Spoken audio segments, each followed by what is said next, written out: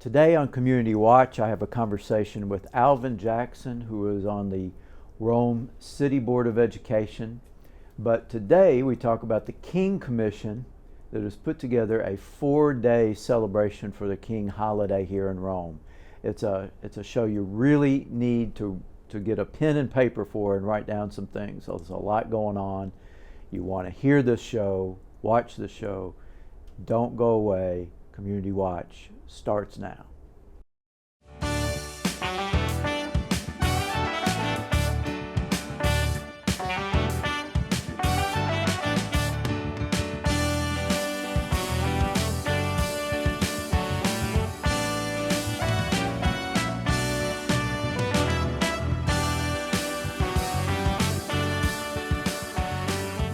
Welcome to Community Watch.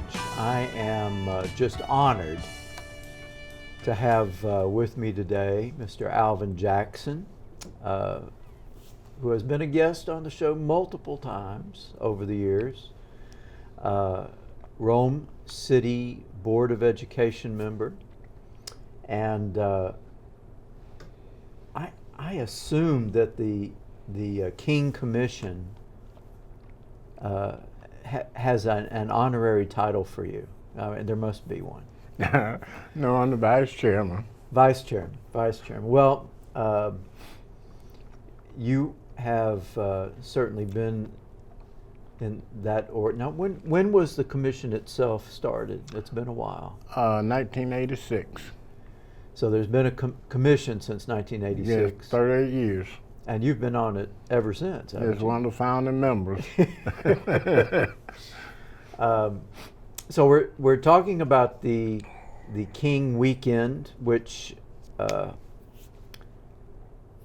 believe is one of the most active King weekends for any town, especially a city the size of Rome in the state. There's so much going on here during the King Weekend, and I think that's always been the case as long as I can remember. Yes, we were the first city to have 4 consecutive days of celebration, and we were the first in the state of Georgia to do that, and it's grown every year since. Yeah, and we will talk about all of the events over the King holiday weekend here in Rome.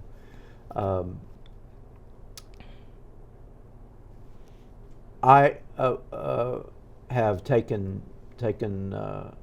part in multiple aspects of the weekend over the years, but the activity started how many years ago? What year is this? It was 1986 when we first went before the city commission to get them to So the commission started that very first year? Yes. All right, so my math is not great. How many years is that now? That's about 38 years ago. That's amazing. That's remarkable. So I know you've talked about this before when you've been on the show, but for folks that don't know that story, how did that take place when it was presented that year in 1986?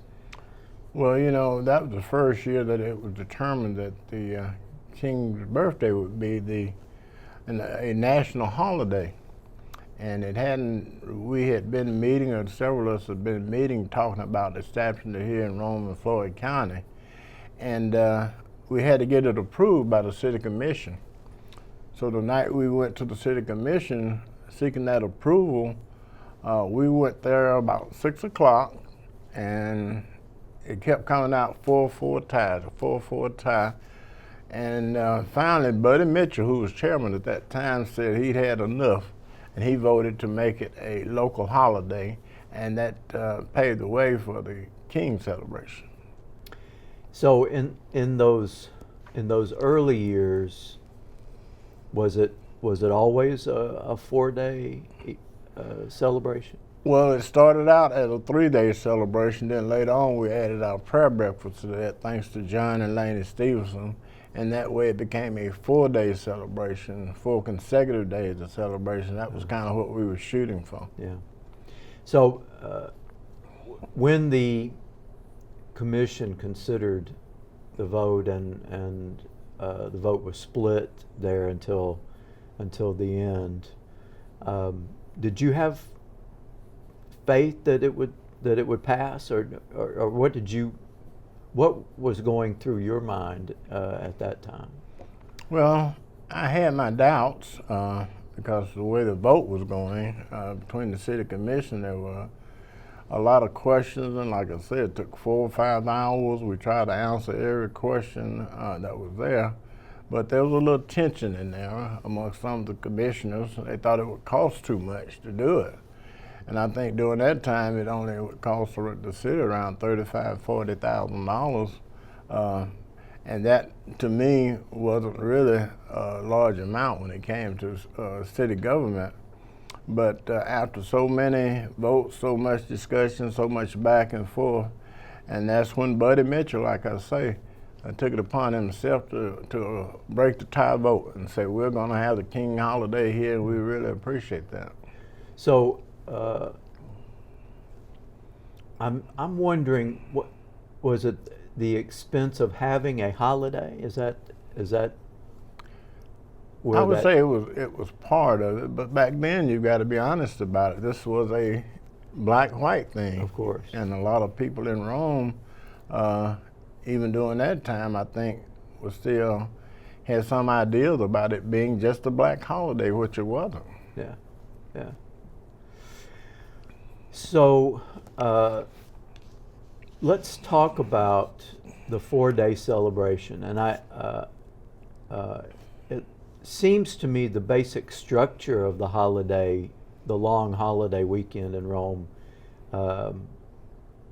is the same as it has been for several years. Is there anything new this year? No, basically, we used to we've had gospel shows on Friday. We've had plays that were put on by Ms. Samuel. This year we will have what we call a talent show, and we'll have a variety of different talents for the Friday night production, as well as Ease On Down the Road. I mean, they're going to be a part of it too. And because we thought, every year we change a little something to maybe fit the times and get more people involved. And we like to be champions of diversity.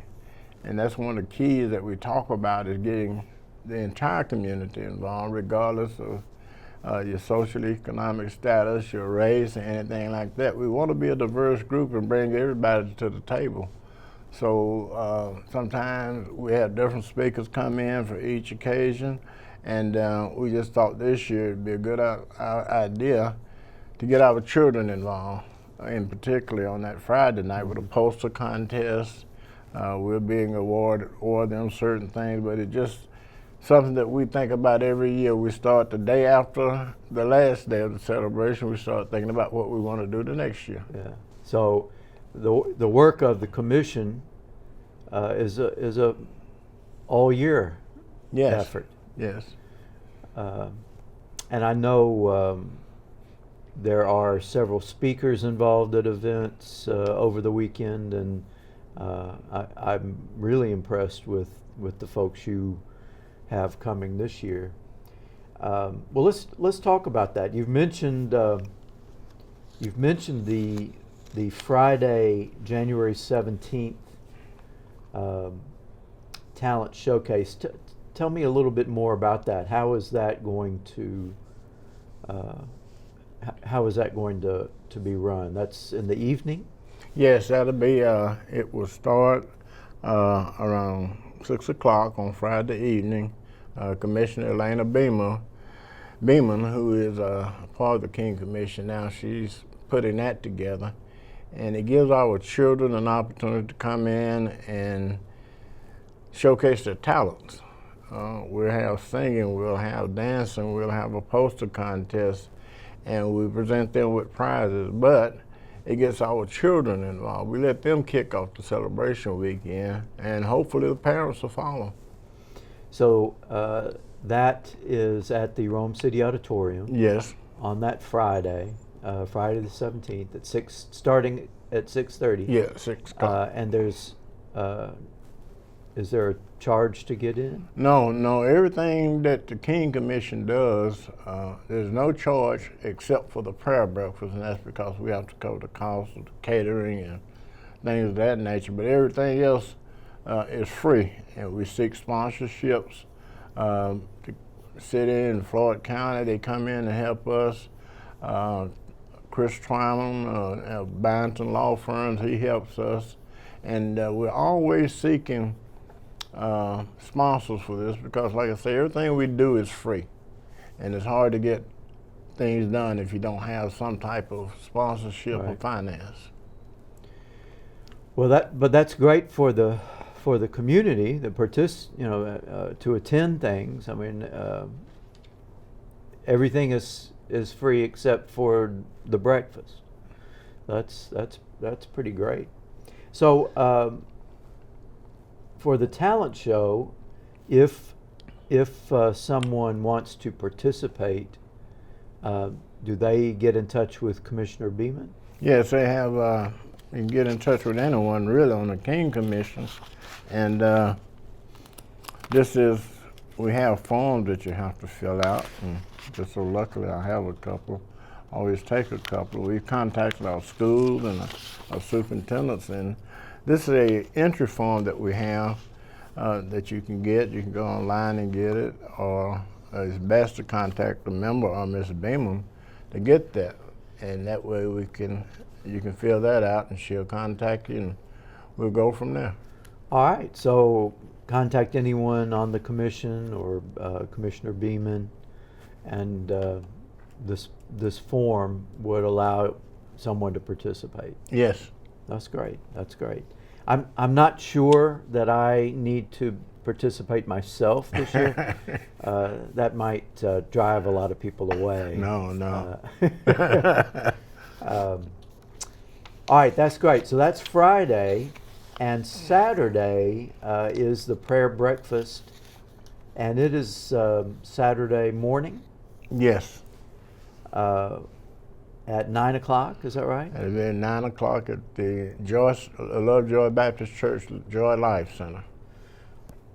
Very good. And so do you have to, I would think tickets in advance would be needed there so they'll know how many people to expect, right? Yeah, yes. And you can get those tickets at Kroger. Oh. We have them on sale now. You can get them at Kroger. They're $15 each. And we also reserve tables, which are $125 per table, seats 8 people. And you can contact Miss Lisa Outlaw, who is the chairman of that prayer breakfast. Her number is 706-204-1489. And she can reserve a table for you if you like. And we'll give that number out again near the end of the show. So if you missed it, you'll still get a chance to get that number. But if you're just looking for tickets, you can get those at Kroger. Yes. All right, that's great. And so that is $15. That's Saturday morning, the 18th, at 9 o'clock, and that is the only event that requires a ticket or requires a payment of any kind. Yes, it gives us a number, and it also helps with bearing the expense of the food and things of that nature. Right. So that's the only thing that we charge for is the prayer breakfast, and that's why we have to charge for it. Of course. Well, we're coming up on our break here in just a minute. When we get back, we will talk about the events that will take place on Sunday the 19th and Monday the 20th, which is the actual King holiday. And there's a lot planned for those 2 days. So you don't want to miss that. Don't go away. We'll be right back after this.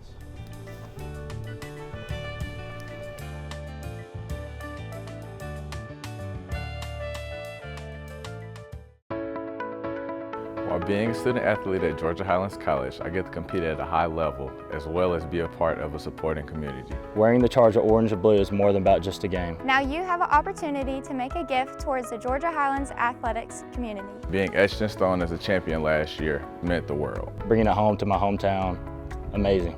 Your generosity will provide scholarship dollars and enhance the student-athlete experience. Please donate to the Georgia Highlands Athletic Scholarship Fund. Go Chargers.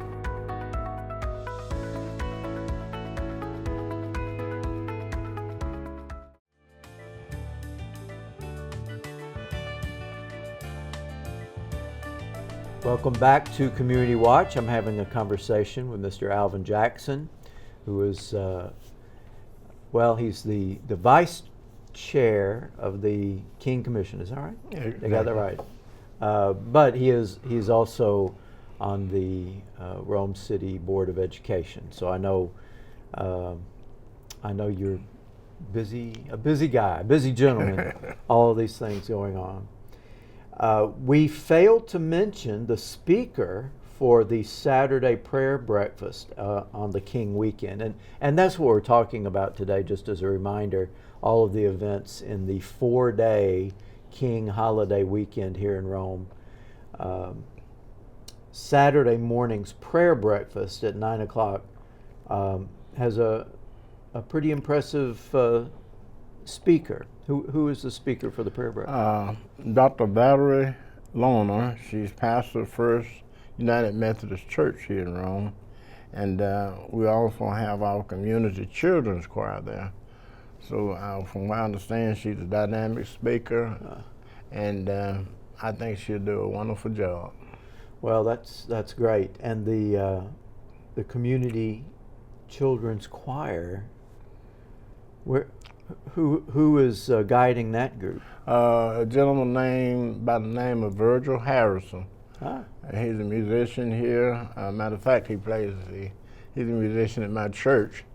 So he stepped up to put the children's choir together. They practice every Tuesday at 6 o'clock.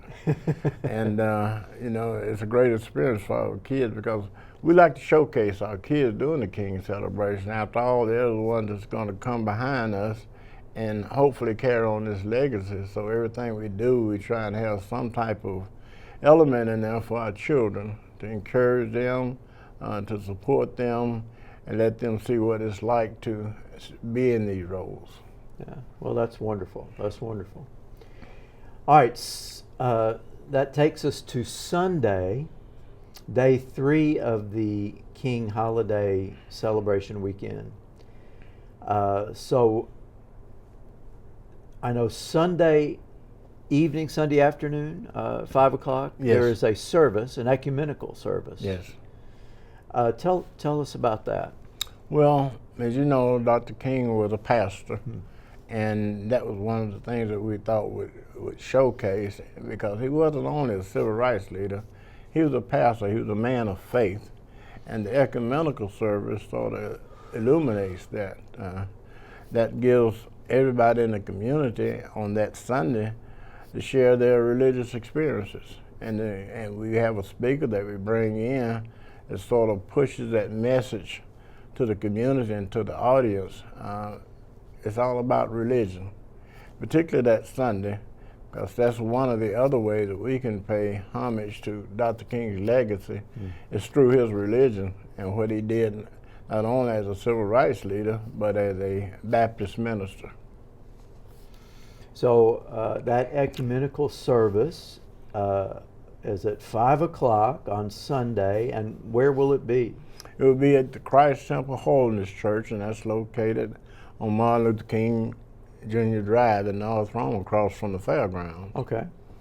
And we have a wonderful speaker, Pastor Anthony Colbert. He is the pastor at Lundy Chapel Methodist Baptist Church, and he's the president of the GMBC of Georgia, and that's the Greater Ministerial Alliance of Georgia. So he's the president of that, and he's a great speaker also. And I believe the children's choir will be at that? No, we have an adult choir. An adult choir? Yes.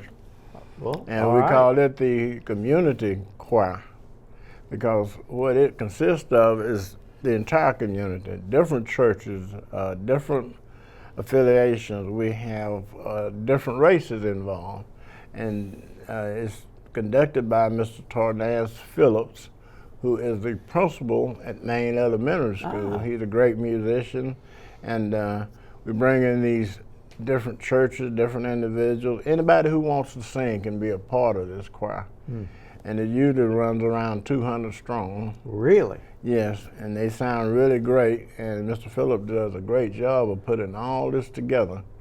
And it's a great service. If you've ever been to Christ Temple, it's a great location right there, and we just hope people come out and enjoy themselves on that Sunday. And all right, so the children's choir will be at the prayer breakfast on Saturday, Yes. and the adult choir will be at the ecumenical service on Sunday Yes. at 5 o'clock at Christ Temple on Martin Luther King Boulevard by the across from the fairground. Yes. Yes. All right, that leads us to Monday, and I think of all of the events, this one may have the most symbolic significance, but you know, that's something I want to ask you about, and that is the march. Tell us a little bit about that. Well, when we put this together, I was when I was growing up, I was a great admirer of Dr. King. I admired the way he did the march from Selma and all those different places, and it stuck with me because that was a nonviolent march, and he did it just bringing people together to walk and have different chants and things of that nature. So when I thought about that, I thought it would be a good idea to give people in Rome and Floyd County that same opportunity. A lot of times they don't have a way to express themselves. They can't get involved, or you know, there's some type of barrier. But this march, it was a tool that Dr. King used, and he did it with a diverse group of individuals. He did it for different reasons. When you go back and look at how many marches that he participated in and where he marched, you know, that was very significant to me. And I sort of followed along in that. I've marched in every march all my life. I've been to Atlanta, I've been to Selma, I've been to Macon, I've been to Augusta to participate in these marches. And it just amazes me is how people come together and come out and participate in those marches. So it gives people here in Rome and Floyd County an opportunity to have that same experience, to make a contribution. Doesn't matter who you are, doesn't matter how you march, you just come out and be a part of something great. And it really symbolizes it. And you know, I'm just excited about that march. And this year, I'm looking for somebody. I normally go out and pick someone to lead the march, and because I'm getting too old. What? What? And my legs don't feel as good as they used to. So we usually do that. I usually go out and pick someone. And this year, I'm having my pastor do it. Reverend Kerry Ingram was going to help me with that. Well, good. Along with Pastor McDaniel, Derek McDaniel. So, you know, I'm trying to get them involved, and I think it'll be a huge success. It always is, you know. A little history about that is when the first march that we had, it was 5 people. And it was sleeting and snowing on Broad Street. And we said we were going to march because weather didn't stop Dr. King, so why should it stop me? And as time went on, I can recall when I was going down Broad Street to get the mall together, that all the stores were open. The Atlanta Gas Light Company was right there on the corner of Broad, I think, and 6th Avenue. And people were calling me the N-word as I went down the street with my signs and things. They were shooting birds at me and all of that. So the sheriff and the city police department asked me that I wanted any protection. And I didn't really want it, but they had snipers on the roof. They put a lot of policemen on the street. And Now, what year was this? this was during the 80s. Right after we started the King celebration. This was probably the first march or the first 5 years of the march. I got a lot of death threats, Yeah. but we persevered, and it turned out beautiful. And now, when I go down that street on during the holiday celebration, I see so many stores who are closed. Somebody on Broad Street raises their window and they are playing the music and sermons from Dr. King. And that just shows how far it had come from that first march to this march. Yeah. 5 people to probably 1,000, maybe 1,500 people now. So, you know, I'm real proud of that, and I think the commission is real proud of that because everybody has a chance to participate. Well, it's so, I guess, regretful that those early years were like that. The impression that I've gotten in recent years from participating in that march is that it really is an opportunity for people to come together. And it does seem like a great variety of people participate in that march. Yes, and that's the beauty of it. When you look out and you see all those people there, different races, different backgrounds, and they're there for the same reason. And they're unifying behind that to send a message that Dr. King's legacy is still alive. So that march begins at 11:30, but folks need to really line up earlier than that so they'll be in place. Yes, we around 11 o'clock. Around We're asking 11. everybody to be there.